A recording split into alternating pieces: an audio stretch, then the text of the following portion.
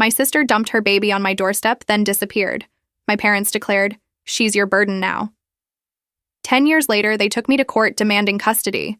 But the moment I handed the judge a sealed folder, he froze.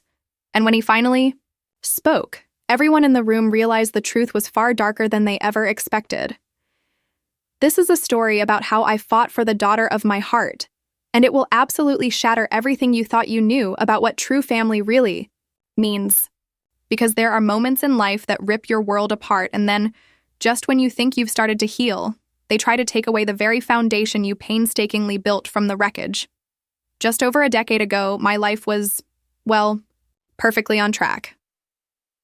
I was 24, a pediatric head nurse at Memorial Hospital, newly promoted, and deep into a 2-year relationship with Mark, an architect. We were talking about moving in, buying a house, building a future, the kind of predictable, happy life you imagine for yourself. Then, on a rainy Tuesday night in October, everything changed. I'd just gotten home from a grueling 12-hour shift, kicking off my shoes, ready for a quiet night with wine and takeout. Around 9:30, the doorbell rang. I almost ignored it, thinking it was a delivery gone wrong, but it rang again, more insistently, and I dragged myself up. What I found on my welcome mat, shielded from the rain by a thin blanket, froze me to my core. It was a car seat, and inside, a tiny baby girl, maybe 3 months old, with rosy cheeks and a wisp of dark hair, just like my sister Amanda. Tucked into the side was a folded note, 7 words in handwriting I knew instantly. "Her name is Lily. I cannot do this. Take care of her. I am sorry."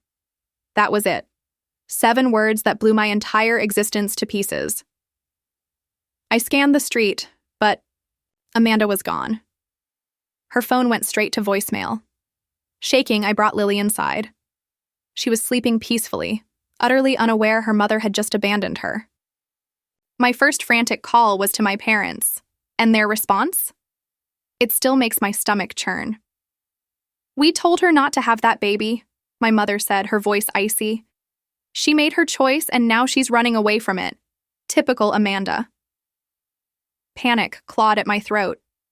But what do I do? I can't just keep a baby. I don't know anything about infants. That's when my father delivered the gut punch. "She is your burden now. We are done cleaning up after Amanda. We are too old for this." "She left her with me." "Not you," I argued, desperation rising. "She's your granddaughter." My mother's reply was chilling. "And we never asked to be grandparents. Especially not to the child of whatever random man Amanda hooked up with." They hung up, refusing to come over, offering zero help. I just sat there, staring at this tiny, sleeping stranger, completely overwhelmed. Lily woke soon after, her face scrunching into a hungry cry that sent me into a full-blown panic. I had nothing for a baby, no formula, no diapers, nothing. I called Mark, praying he'd bring supplies. His reaction was almost as shocking as my parents. "A baby? Your sister just dumped her kid on you? That's insane, Natalie. You need to call social services." "I can't just call social services in the middle of the night. She's my niece.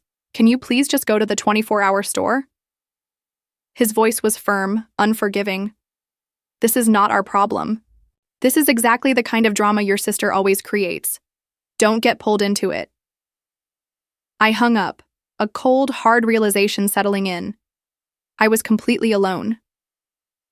I carefully strapped Lily back into her car seat and drove to the nearest 24-hour aita supermarket. In my scrubs, I wandered the baby aisles, frantically Googling formula for 3-month-old and diaper size. A kind, elderly night shift worker, her eyes full of concern, helped me gather the essentials. That first night was a blur of crying, temperature checks, and diaper changes. The next morning, I called work, requesting emergency family leave, something I'd never done in 5 years. My supervisor, knowing my history, granted 2 weeks without question. I filed a police report, but the officers weren't concerned. "No crime in a mother leaving her child with a family member," they explained. "Amanda isn't missing. She chose to leave." They took my info, but warned me not to expect much. A family lawyer told me I'd need temporary guardianship, a process that would take time and money. Those first days were a fog of contradicting emotions. fury at Amanda for her abandonment, for disappearing without a word. But every time I looked at Lily, at her tiny fingers, her trusting eyes, that anger melted into a fierce, protective love. She was innocent, completely dependent. That first night, I made a makeshift crib from a drawer, lined it with blankets, and slept on the couch beside her. As I fed her in the quiet darkness, watching her tiny face relax, I whispered a promise I would keep for the next decade. I don't know what happened with your mom, but I'm here now. I will figure this out. You are safe with me. Within 2 weeks, it was crystal clear Amanda wasn't coming back. My one-bedroom apartment was too small. I found a 2-bedroom place closer to the hospital, stretching my budget to its breaking point. Moving costs, baby furniture, reduced work hours. My savings took a beating, but I was determined to create stability for Lily. Becoming an instant mother was nothing like I imagined. No preparation, no books, no nursery.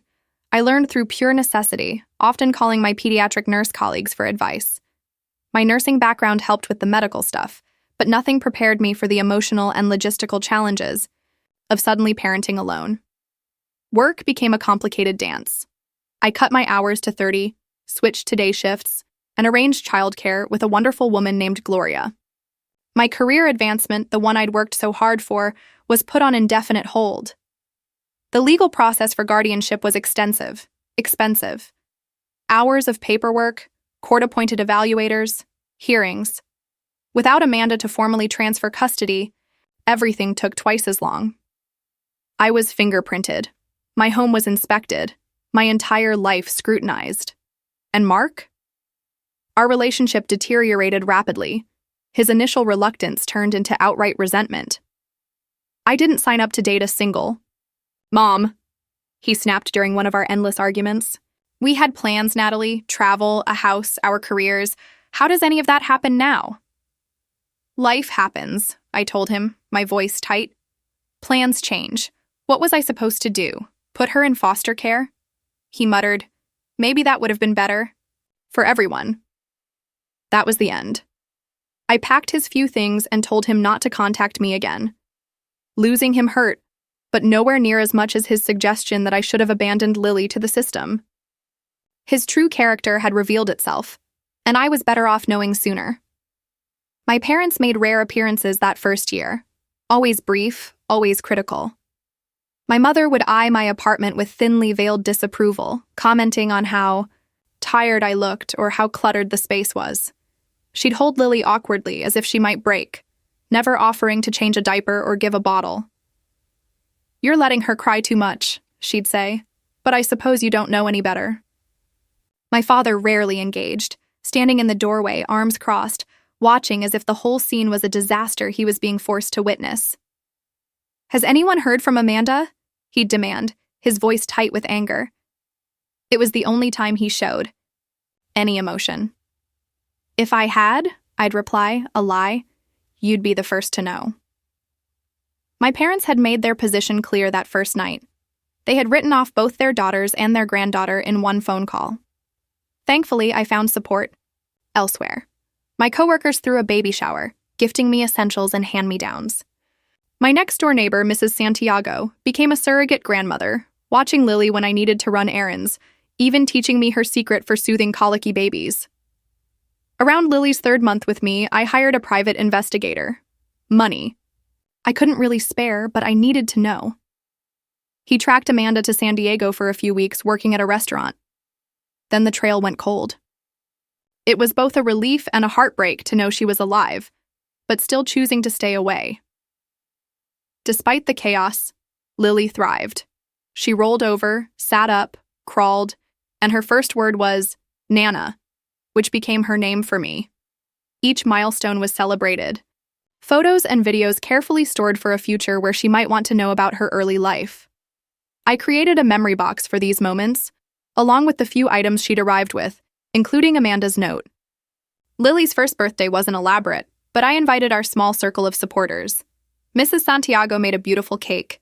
A friend from work brought balloons, and Lily smashed frosting all over her face while everyone cheered. My parents declined, citing a prior commitment. As I tucked Lily into bed that night, now in a proper crib in her own room, decorated with secondhand furniture and sale decals, a profound realization washed over me.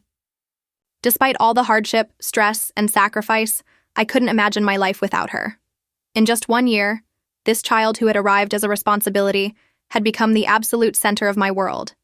I wasn't just caring for her out of obligation anymore. I loved her fiercely, completely, as if she had been mine from the very beginning. "Happy birthday, sweet girl," I whispered, kissing her forehead. "We made it through our first year together. Here's to many more." 5 years vanished in a blink. Lily started kindergarten, a milestone filled with pride and nostalgia. Our mornings became a choreographed dance of breakfast, outfits, and backpack checks. Lily was an early riser, often climbing into my bed with her stuffed bunny Hoppy and a stream of questions. "Nana, is today library day? Can I wear my star? Shoes? Will you make pancakes with blueberry smiles?" I transitioned to a school nurse position, allowing for family-friendly hours and holidays off, a crucial change that let me be more present. My career ambitions shifted dramatically from climbing the hospital hierarchy to finding stability and balance for our little family of 2. Our apartment became a true home, walls covered with Lily's artwork and photos. Her personality blossomed, a remarkable combination of curiosity, resilience, and creativity. She loved building elaborate block worlds, inventing characters, and asking questions that often left me searching for answers. We had our special traditions. Friday nights were movie nights with homemade popcorn and pillow forts. Sunday mornings meant the local park, where Lily had her favorite climbing structures, and I had a bench to watch her play. These simple rituals created the stability children crave, especially those who've experienced early disruption. As Lily grew, her questions about her origins became more frequent. I'd always been truthful, in age-appropriate ways, explaining that her mother, my sister, hadn't been ready to be a mommy when Lily was born. "Where is she now?" Lily would ask, her eyes wide with innocent curiosity. "I don't know exactly," I'd answer honestly, "but she made sure you came to me because she knew I would love you very much." "Will she ever come back?" "I don't know that either, sweetheart, but no matter what, you and I are a family." To help her understand, I made a storybook about how families come in all shapes and sizes, some with grandparents, some with 2 moms or dads, some with 1 parent, and some, like Lily, with an aunt who loves them more than anything. My parents maintained their distance, visiting maybe 3 or 4 times a year, always with the same tension and criticism. My mother would bring gifts inappropriate for Lily's age, showing how little she paid attention. "She should be in ballet by now," she'd comment, bringing another tutu for a child who preferred dinosaurs and building blocks. "All the girls in the neighborhood are taking lessons." My father remained emotionally unavailable, asking surface-level questions but never engaging in play or meaningful conversation. His anger at Amanda seemed to have solidified into a general coldness toward all of us. Lily, sensitive and perceptive, would become quieter during their visits, her natural exuberance dimmed by their lack of warmth. My personal life remained on hold. Dating as a single mom was complicated enough, but in my unique situation, it felt nearly impossible. The few men I met would inevitably pull back when they understood my full commitment to Lily. I chose to focus on her needs rather than relationships that might bring more instability. Our support network, however, continued to grow. I joined a single parents group, finding solidarity and friendship. Lily formed close bonds with the children of my work friends, creating a chosen family that celebrated holidays and milestones with us. Financial stability was a constant struggle. I took a second job, telehealth nursing consultations 2 evenings a week after Lily was asleep, to build a college fund for her future. Less sleep for me, careful budgeting, but the growing savings gave me peace of mind. After years of saving, we took our first real vacation when Lily was 6, a trip to Disney World she still talked about years later. Watching her face light up as she met her favorite characters made every extra shift worth it. We returned with a photo album full of memories and a renewed appreciation for our daily life. Lily's artistic talents emerged around this time.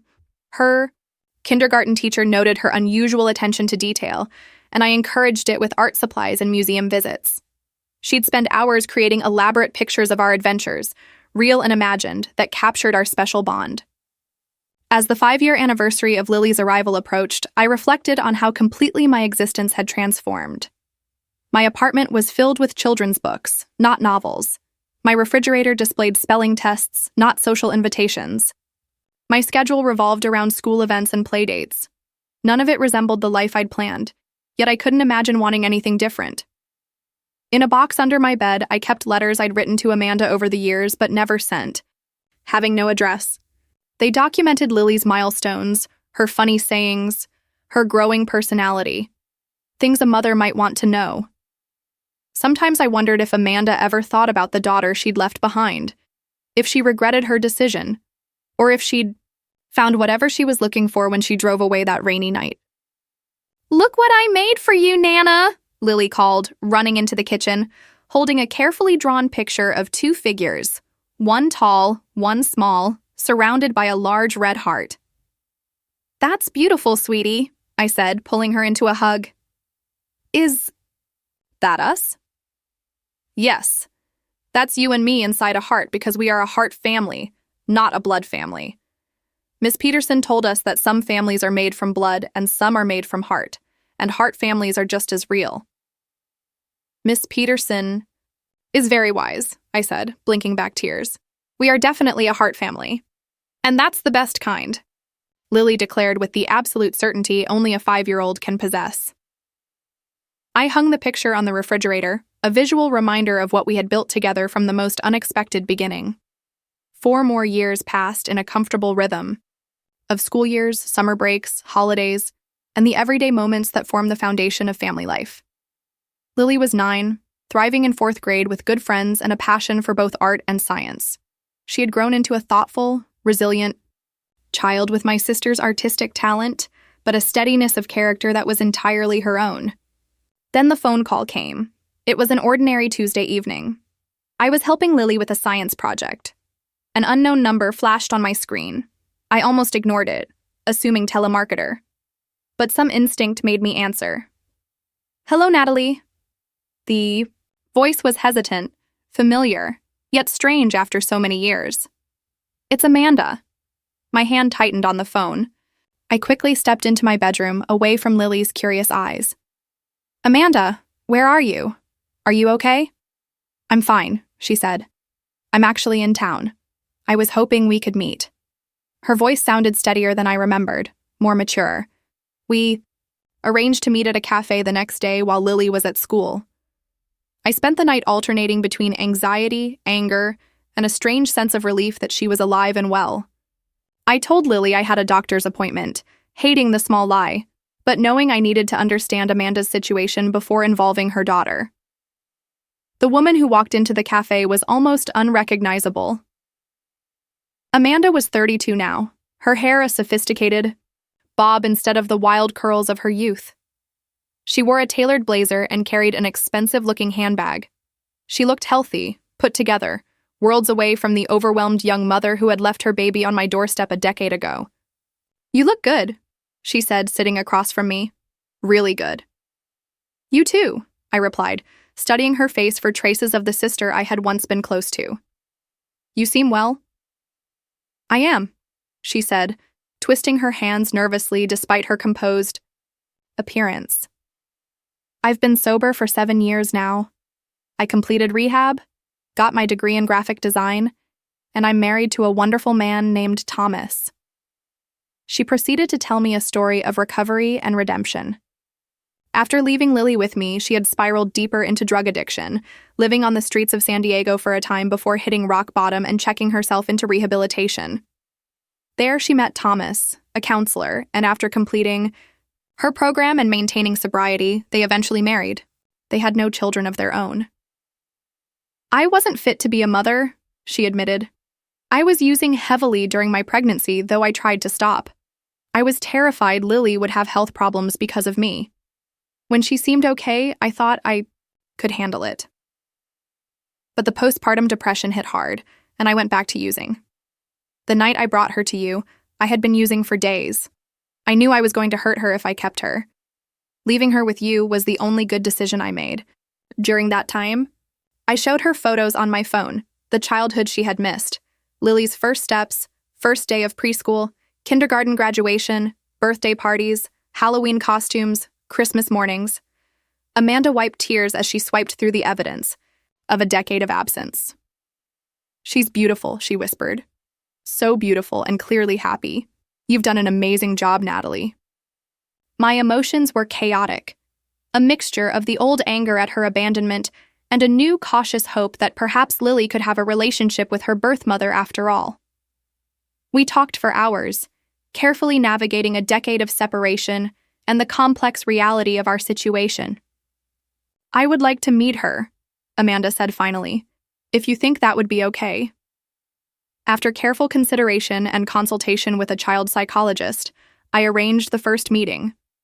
I prepared Lily, explaining that my sister, her birth mother, had been very sick when Lily was a baby, but was better now and wanted to meet her. I emphasized that nothing would change about our life together, but that Amanda might become a part of our extended family, like an aunt. The meeting took place at a neutral location, a children's museum. Lily was uncharacteristically shy, clinging to my hand as Amanda approached with a nervous smile. "Hello, Lily," Amanda said softly.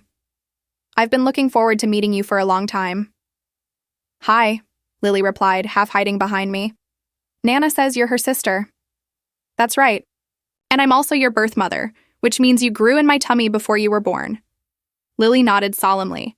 "But Nana is my real mom because she takes care of me and loves me and helps me with homework and makes me soup when I'm sick." Amanda's eyes filled with tears, but she smiled bravely. "That's absolutely right. You are very lucky to have such a wonderful mom." Over the following months, Amanda became a cautious presence. We established a routine of supervised visits, gradually increasing the time as Lily became more comfortable. Amanda was respectful, never pushing for more than I was comfortable with, always deferring to my parenting decisions. She brought thoughtful gifts that showed she was paying attention to Lily's interests. Then, after about 6 months of this careful dance, Amanda dropped a bombshell. She and Thomas were moving permanently to our city. She'd accepted a job at a local design firm, and they'd purchased a house just 20 minutes from our apartment. "We want to be closer to Lily," she explained over coffee, "to be a regular part of her life." Warning bells rang in my head, but I pushed aside my concerns. This could be positive for Lily, I reasoned, having her birth mother in her life in a healthy way. I invited Amanda and Thomas for dinner, wanting to get to know the man who would be around my niece. The dinner went well on the surface. Thomas was charming and engaging, asking Lily about school and complimenting my cooking. Yet something felt off about his two perfect responses, and the way he watched Amanda carefully as she spoke, as if monitoring her. The other shoe dropped during dessert. "We've been thinking," Amanda said, glancing at Thomas for encouragement, "that now that we're settled and financially stable, I would like to be Lily's mother again. Legally, I mean." My fork clattered against my plate. "What exactly are you saying?" "We think it would be best for Lily to live with us," Thomas interjected smoothly. "Of course, you would have liberal visitation. You've done an amazing job raising her, Natalie, and no one can take that away from you. But a child belongs with her mother when possible." "I am her mother," I said, my voice low to avoid alerting Lily, who was showing Thomas her art supplies in the living room. "I have been her mother for 10 years while you were nowhere to be found." "Biologically, I am her mother," Amanda countered, "and I'm in a much better position now to provide for her. You're in a tiny apartment working 2 jobs. We have a house with a yard and a top school district. Thomas makes 6 figures. She could have her own room, a college fund, vacations, everything children should have." "She already has everything she needs," I said, struggling to keep my voice steady, including stability and security with the only parent she has ever known. The conversation ended uneasily with promises to discuss it further. After they left, I sat in stunned silence, processing the magnitude of the threat to everything I had built with Lily. I had naively believed Amanda wanted to be a supportive presence in Lily's life, not to replace me entirely.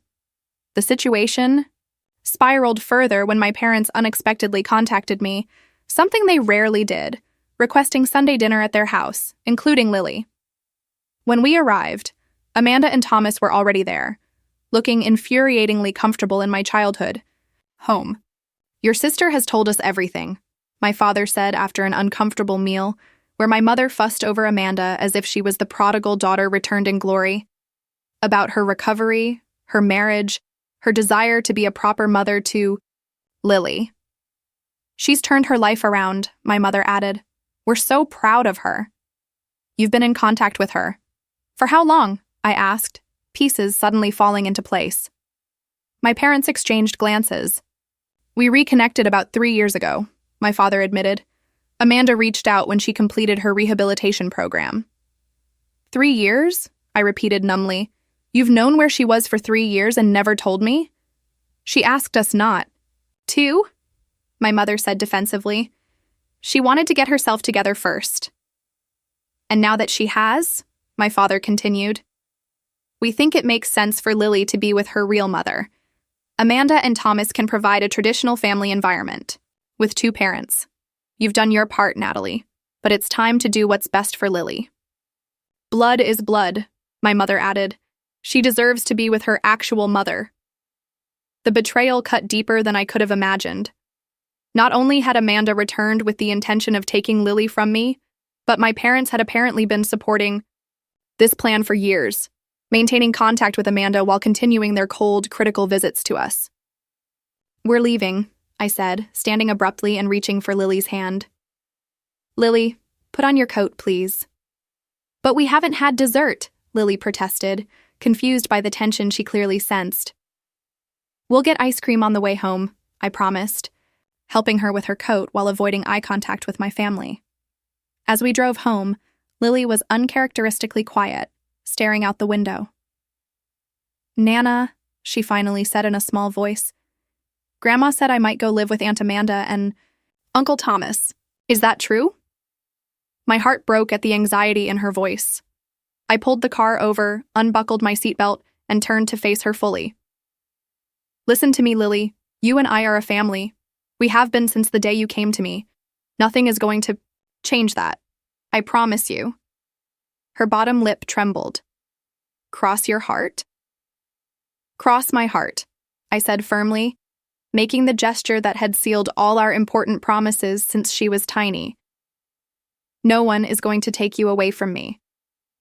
That night, after Lily finally fell asleep, I found her in the throes of a nightmare, calling out, No, don't take me! As I held her, soothing her back to peaceful slumber, a cold, unshakable determination settled in my chest. I would fight with everything I had to keep my promise to her. The certified letter arrived 3 weeks later, its formal language barely disguising the bomb it contained. Amanda was petitioning for restoration of her parental rights and custody of Lily. The family court date was set for 30 days later. Each legal term felt like a physical blow. Biological parent, termination of guardianship, best interests of the minor child, home study, psychological evaluation. The words swam before my eyes as I realized the life we had built could be dismantled by a judge who knew nothing about our bond, our daily rhythms, our love. I emptied my savings account and took out a loan to pay the retainer for Julia Hernandez, an attorney specializing in family law. Her office was warm yet professional, with children's books and toys in the corner, suggesting she understood the human stakes of her work. I won't sugarcoat this, Julia said after reviewing my case. Biological parents have strong rights in our legal system, even ones who have been absent. However, the length of time you've been Lily's caregiver and the circumstances of the abandonment work in your favor. 10 years is practically Lily's entire life, and judges are reluctant to disrupt a child's stable environment without compelling reasons. We developed a strategy focusing on documenting the reality of our life together. I gathered school records showing my consistent attendance at parent-teacher conferences and involvement in Lily's education. I collected medical records demonstrating my attentive care. I requested letters from Lily's teachers, our neighbors, and friends who could attest to the loving home we had created. When the initial legal documents from Amanda's attorney arrived, I discovered something that sent me reeling. My parents had provided affidavits supporting Amanda's petition, making claims that stunned me with their dishonesty. According to my mother's statement, I had manipulated the temporary situation to alienate Lily from her biological mother and extended family, My father claimed I had refused numerous requests for family visitation and deliberately kept Lily separate from family traditions. Both portrayed Amanda as a young mother who had made a mistake and deserved a second chance. This is completely false, I told Julia, my hands shaking. They visited only when it suited them, showed minimal interest in Lily, and were critical of me at every turn. They knew where Amanda was for years and never told me. Now they're painting me as some kind of villain who stole her child. Family custody battles often bring out the worst in people, Julia said gently. The good news is that these statements can be refuted. We can document the actual frequency of their visits and communication. Do you have text messages, emails, or other records of your interactions with your parents over the years? I did. I had saved them out of habit, born from dealing with their unpredictable behavior. I'd never imagined they'd be evidence in a custody battle. The stress began to affect Lily. She started having trouble sleeping, became clingy before school, and her normally excellent grades began to slip. Her teacher called to report that Lily had burst into tears during class when another child talked about moving to a new house. I arranged for her to see a child psychologist specializing in family transitions, trying to help her process her fears while shielding her from the worst of the legal battle. Lily exhibits significant anxiety about potential separation from her primary caregiver, the psychologist reported. She associates her birth mother and that side of the family with insecurity and fear of abandonment. Forcing a custody change. At this point could result in significant emotional trauma. I rehired the private investigator who had helped me years before, asking him to look into Amanda and Thomas's claims about their stable, perfect life. His initial findings were concerning. While Amanda did appear to have maintained sobriety, Thomas had a history that had not been disclosed, including a domestic violence charge from a previous relationship that had been dismissed under unclear circumstances. The discovery process of the legal case was grueling. Amanda's attorney requested extensive documentation of my finances, work history, and even my dating life, attempting to paint me as too busy, too poor, or too distracted to properly care for Lily. Each demand felt like an invasion, forcing me to justify the life we had built together to strangers who knew nothing about our daily happiness. Explaining the court case to Lily was one of the hardest conversations of my life. I had promised her she would stay with me, and now I had to prepare her for the possibility, however remote, that a judge might decide otherwise.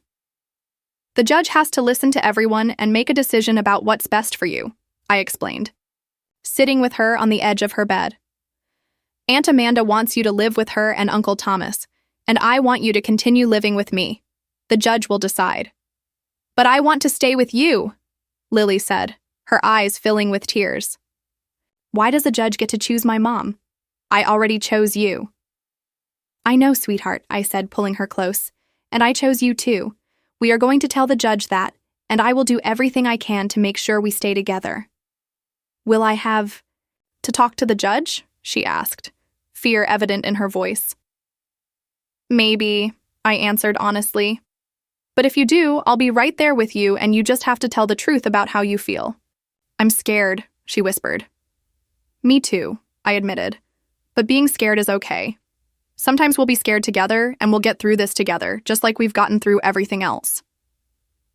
As the court date approached, I tried to maintain as much normalcy as possible for Lily's sake. We kept our Friday movie nights and Sunday park visits.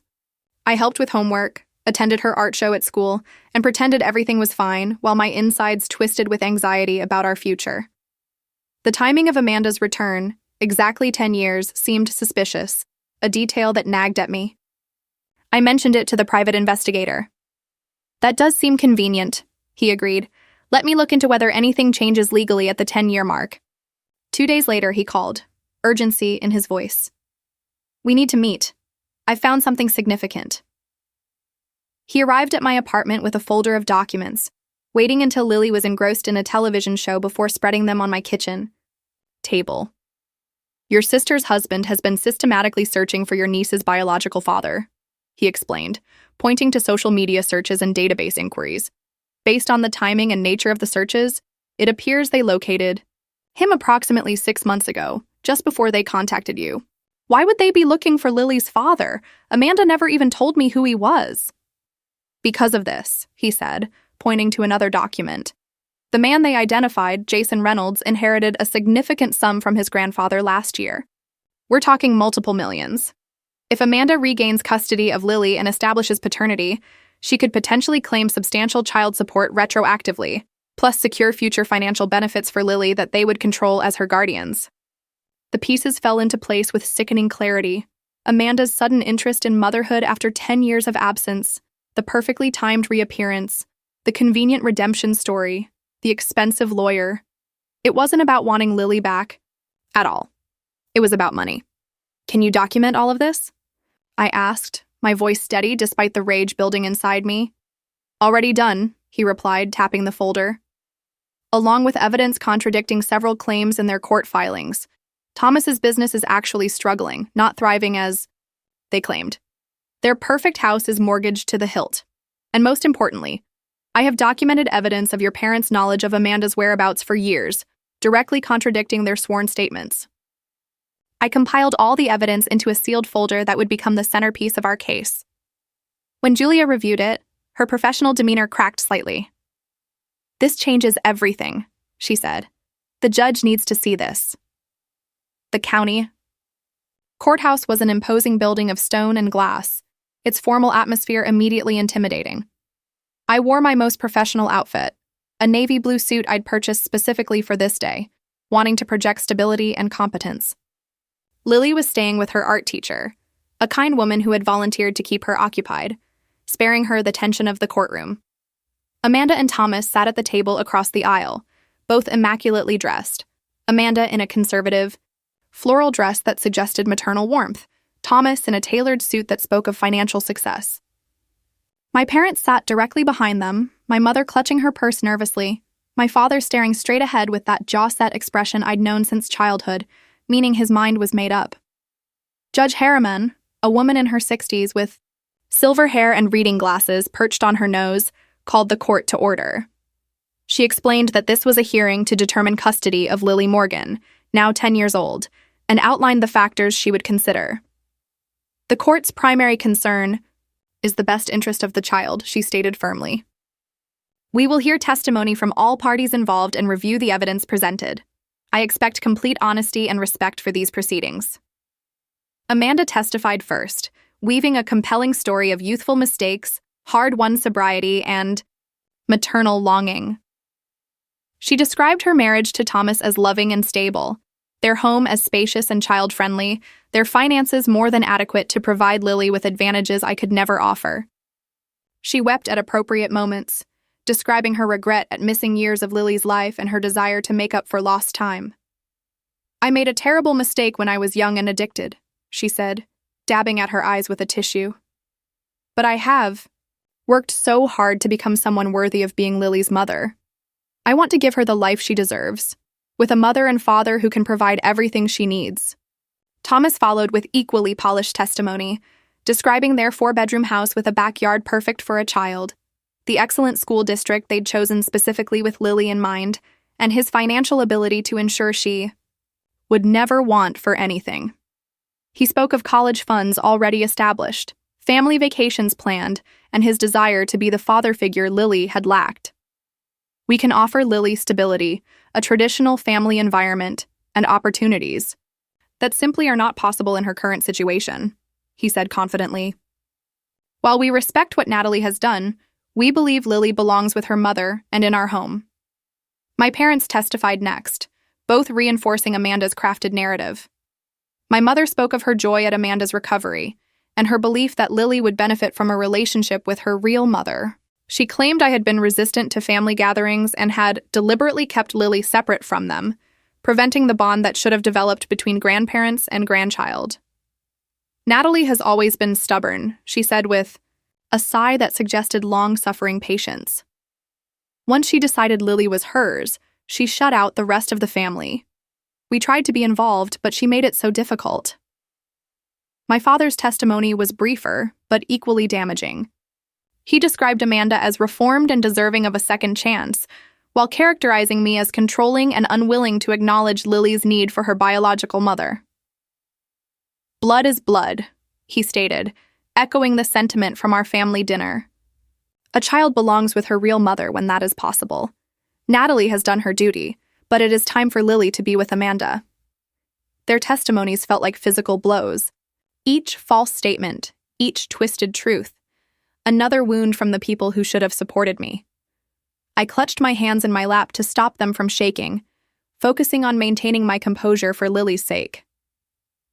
Amanda's attorney, an expensive-looking man in a designer suit, then questioned me aggressively about my finances, my work schedule, and my personal life, attempting to portray me as barely managing and unable to provide the advantages Amanda and Thomas could offer.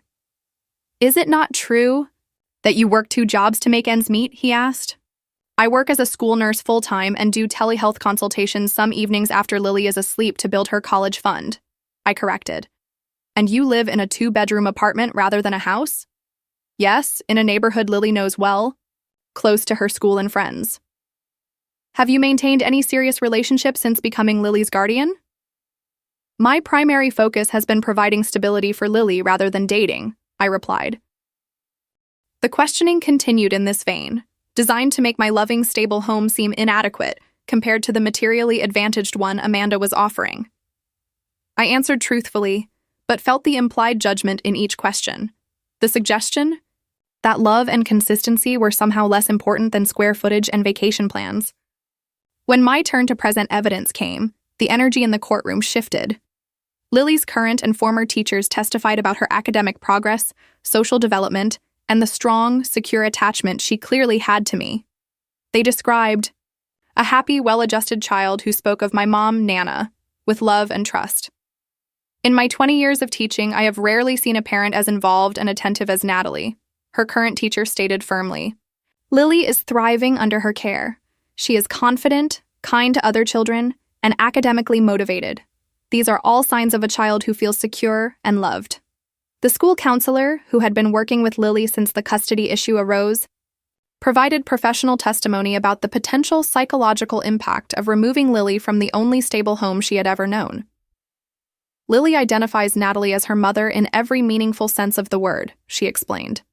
Forcing a change in her primary caregiver at this stage of development could result in significant attachment issues, anxiety, depression, and academic regression. The bond between them is profound and should not be disrupted without compelling reason. Finally, it was my turn to testify. I spoke from the heart about the 10 years of mothering Lily, from those first terrifying days of learning to care for an infant to watching her grow into the amazing 10-year-old she now was. I described our daily routines, our traditions, our support network of friends and chosen family. I explained how I had always kept the door open for Amanda to be part of Lily's life, saving mementos and speaking of her birth mother in positive terms despite her absence.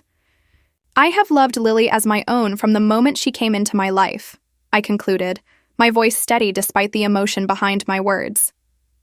Not because she is my biological child, but because she is my child in every way that matters.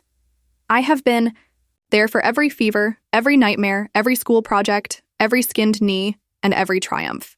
I am not perfect, and I cannot offer her the material advantages that Amanda and Thomas claim they can. But I can offer her the security of knowing she is loved unconditionally by the parent who chose to be there every single day of her life. Then came the moment we had prepared for. Julia presented the sealed folder of evidence to the judge, requesting it be entered into the record.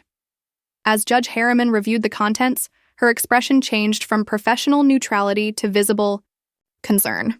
She looked up sharply, first at Amanda and Thomas, then at my parents.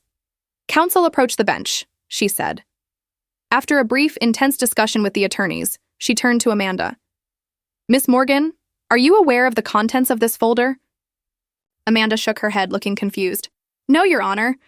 It contains evidence directly contradicting several key claims in your petition," the judge continued, her voice gaining a steely edge, "including documentation that your husband has been actively searching for Lily's biological father, who recently came into a substantial inheritance."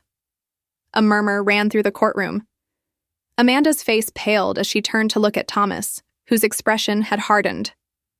"Furthermore," the judge continued, "there is evidence that Mr. and Mrs. Parker," she nodded toward my parents, "have been in regular contact with you for approximately 3 years, directly contradicting their sworn testimony that they were unaware of your whereabouts until recently." My father shifted uncomfortably in his seat. My mother stared at her hands. Finally, there are social media posts and private messages suggesting financial motives for this custody petition, rather than the concern for Lily's well-being that has been presented to this court. The judge turned her gaze directly to my parents. Mr. and Mrs. Parker, did you knowingly provide false testimony to this court regarding your knowledge of your daughter Amanda's whereabouts? My father cleared his throat. We were trying to protect her privacy during her recovery, Your Honor. That is not what I asked, Judge Harriman said sharply. Did you knowingly make false statements under oath? We may have misremembered some details, my mother offered weakly. Perjury is a serious offense, the judge reminded them before turning to Amanda. Miss Morgan, were you aware that your husband was searching for Lily's biological father for potential financial gain? Amanda's composure cracked. Thomas handled the legal aspects. He said it would strengthen our case to have the biological father's information. And did he mention the inheritance? The judge pressed. Not specifically, Amanda said, her avoiding gaze suggesting otherwise. Thomas leaned forward. Your Honor, if I may explain. Mr. Richards, Judge Harriman advised, I suggest you confer with your attorney before speaking further. The evidence suggests potential legal issues beyond the scope of this custody hearing. The courtroom atmosphere had transformed completely. What had begun as Amanda's carefully orchestrated performance had unraveled into exposed lies and questionable motives. Judge Harriman called a brief recess to review the evidence more thoroughly, leaving both parties to sit in tense silence. When court resumed, the judge's expression was grave. Having reviewed the evidence and testimony presented today, I find several disturbing elements in the petitioner's case. What appears on the surface to be a mother seeking to reunite with her child seems, upon closer examination, to be motivated at least in part by financial considerations related to the biological father's recent inheritance. She continued, addressing Amanda directly.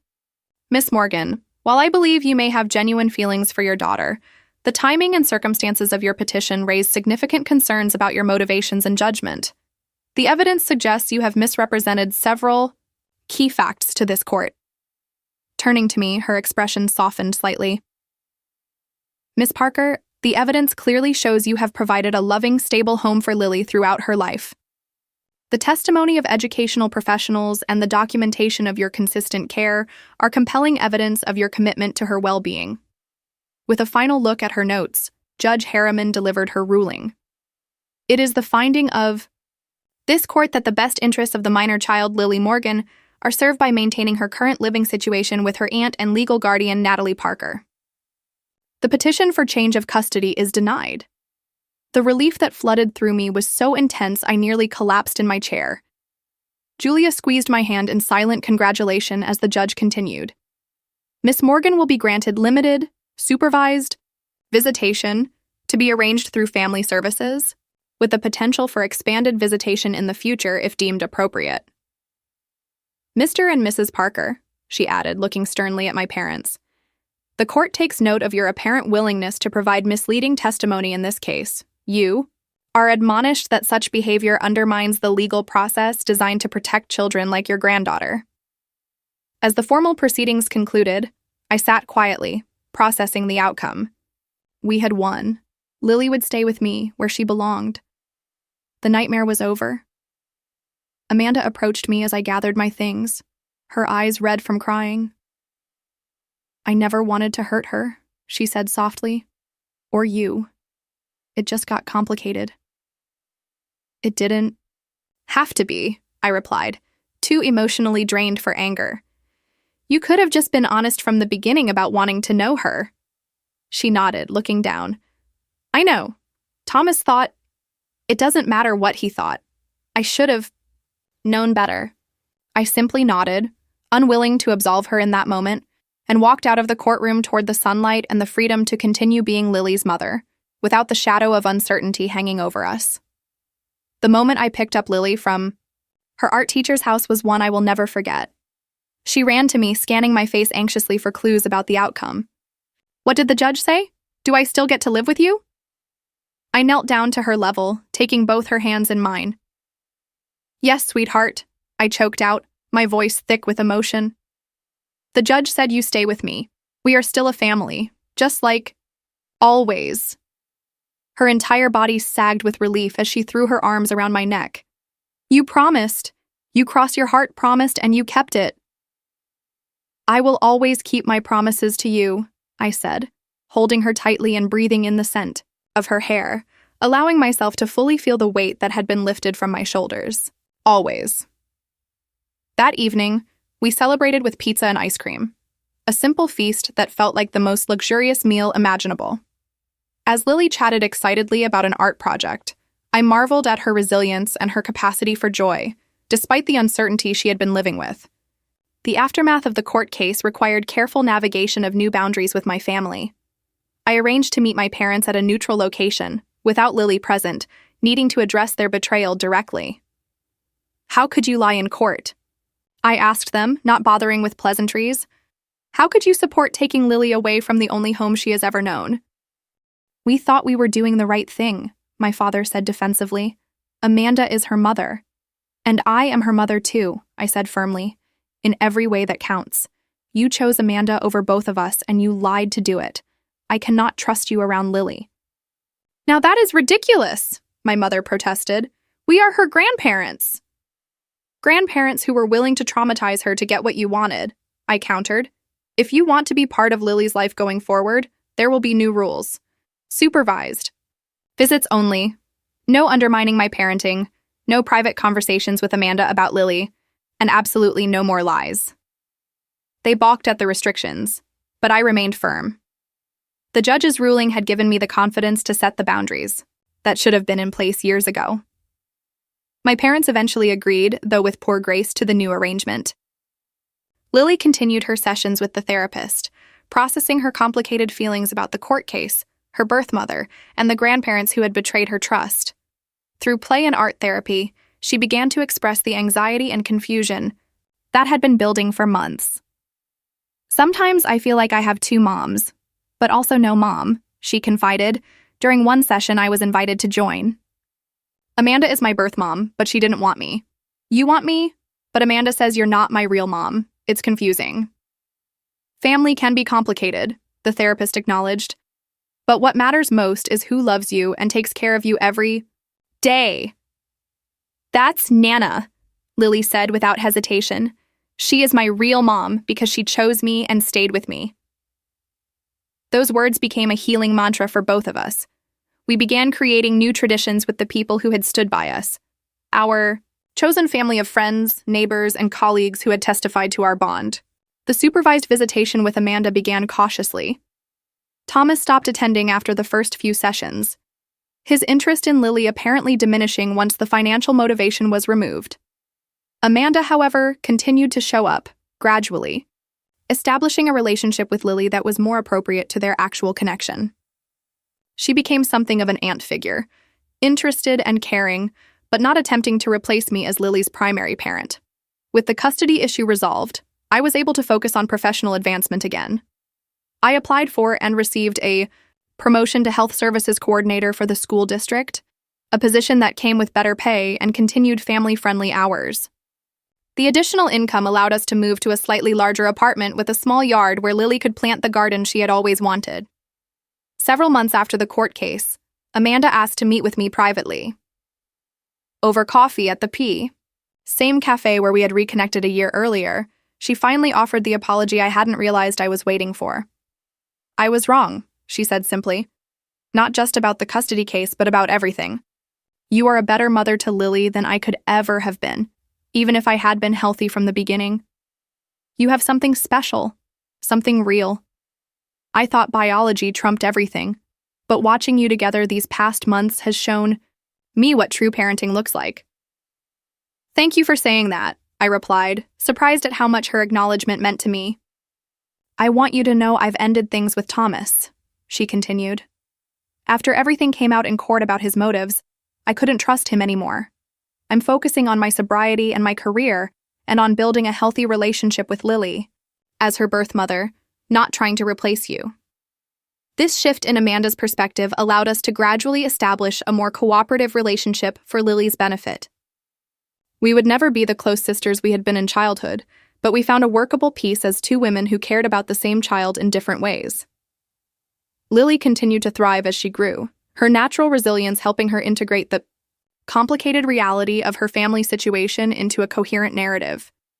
She developed an interest in psychology, perhaps influenced by her own therapy experience, and began talking about maybe becoming a counselor someday to help other kids with confusing families. On the evening of Lily's 11th birthday, after a small party with her closest friends, she presented me with a homemade card that brought tears to my eyes. Inside, she had written, "To my mom who chose me every day for 11 years. Biology makes relatives, but love makes families. Thank you for being my real mom." Looking back on our journey, from that rainy night when a 3-month-old baby appeared on my doorstep to the confident 11-year-old standing before me, I realized that the unexpected detour my life had taken had led me to exactly where I was meant to be. I had not planned to become a mother at 24, certainly not to my sister's abandoned child. But that unplanned beginning had given me the greatest gift of my life. The definition of family I had grown up with, the one my parents still clung to based on blood and obligation, had been replaced by a richer understanding. Family was not just who you were born to, but who you chose to love and who chose to love you back day after day through challenges and joys alike. As Lily and I sat on our small balcony that evening, watching the sunset and talking about her dreams for the coming year, I felt a sense of peace that had been missing during the turmoil of the custody battle. We had weathered the storm together and emerged stronger, our bond tested and proven unbreakable. "Nana," Lily said thoughtfully, "do you ever wonder what would have happened if Mom had not left me with you that night?" "Sometimes," I admitted. "But then I think about all we would have missed, and I am grateful things happened exactly as they did." She nodded, leaning her head against my shoulder. "Me too." What has your experience been with family that extends beyond blood relationships? Have you ever had someone in your life who became family through love and choice rather than biology? I'd love to hear your stories in the comments below. Thank you for listening. Take care.